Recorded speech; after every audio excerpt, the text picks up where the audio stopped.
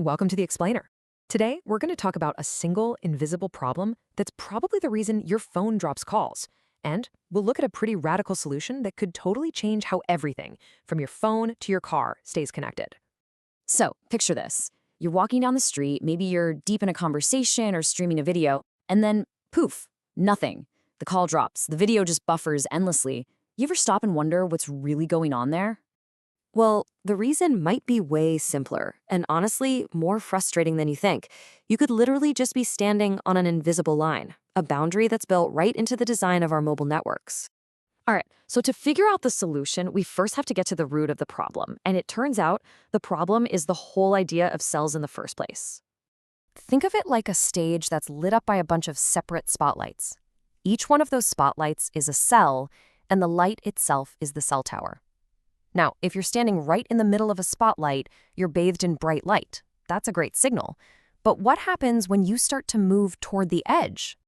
Yeah, that's where the trouble with these boundaries really starts.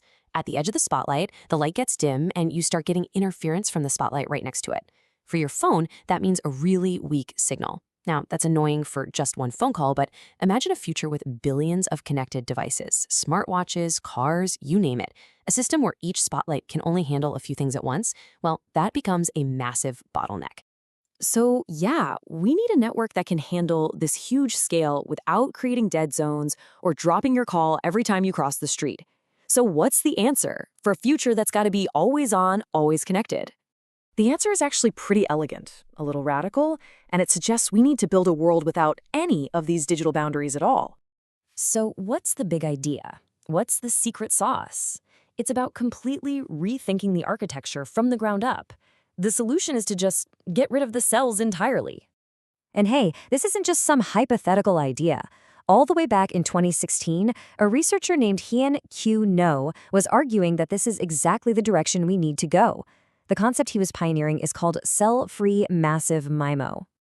Okay, let's break that down. Massive MIMO, that just means using a massive number of antennas to send and receive more data at once.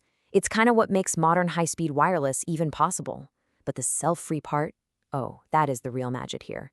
It means all of those access points work together as one giant, seamless system to serve every single user, completely erasing those annoying cell boundaries. So this all sounds pretty amazing, right? But how in the world does a network with no cells actually work? Let's take a closer look.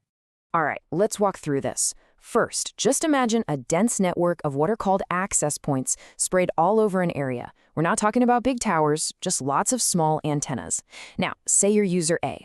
Instead of one tower trying to reach you, all the nearby access points team up, working together to focus their signals just for you.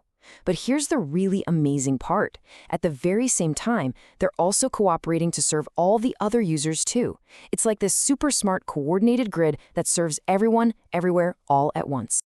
Now, you might be thinking, hold on, I've heard of distributed antennas before. How is this any different? And you know what? That is a fantastic question, because the distinction here is absolutely critical. This right here is the key difference. With something called distributed MIMO, you still have cells. The antennas are just spread out within each cell, and they only serve the users in their specific zone. So the boundaries and all the problems that come with them are still there. But with cell-free, there are no cells, period. All the antennas work together to serve all the users. The boundaries are just gone. Okay, so what does all this tech actually mean for us? What would a truly cell-free world feel like day to day? Let's look at how this really connects our future. You know, this chart really says it all. The big deal here is the user experience.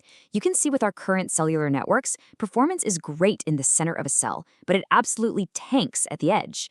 But just look at the bar for cell-free. It's consistently high, no matter where you are. That whole cell edge problem, it completely disappears. So let's just sum up the big wins here. This means a consistent, high-speed connection for everybody, everywhere. It gives us the massive scalability we're going to need for a future filled with the Internet of Things. And because all those access points are closer to you and they work together, they use the wireless spectrum way more efficiently and can transmit with less power, which could actually mean longer battery life for your devices.